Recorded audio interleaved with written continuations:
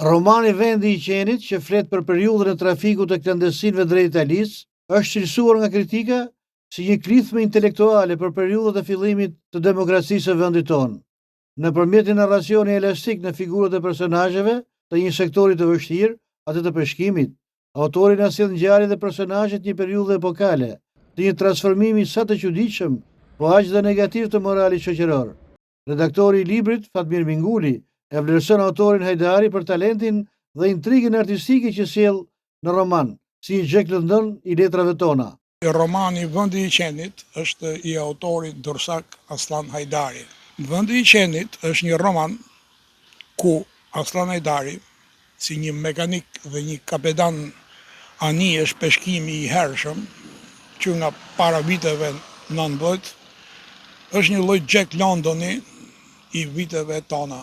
Dhe Aslan Hajdari nuk është se ka marrë për letërsi, nuk është se ka marrë për gazetari, nuk është se ka marrë për social politik, por ai është një mjeshtër i krijimit të një metafore roman. Ç'kuptim ka kjo? Ai ndërton një roman me një peshkaregjë e cila në vitet mas 19-s u shfrytëzua për të kaluar klandestin në Itali dhe për të mshehur sistemeve të sigurimit të asaj kohe. Ekipazhi, ku ky ishte kapiten, e detyroi atë që të bëjë një kolibe ku të fshiheshin emigrantët. Po kjo nuk është esenca e romanit për të treguar konspiracionin që krijoi ky në një anije për të kaluar emigrantë. Kjo është metafora e sistemit të sotshëm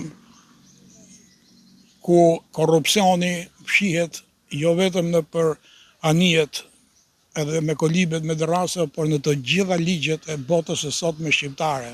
Për Mingulin, autori i librit Vendi i Qenit është i ngjashëm me Jack Londonin dhe shkrimtarin tjetër të madh amerikan, Ernest Hemingway.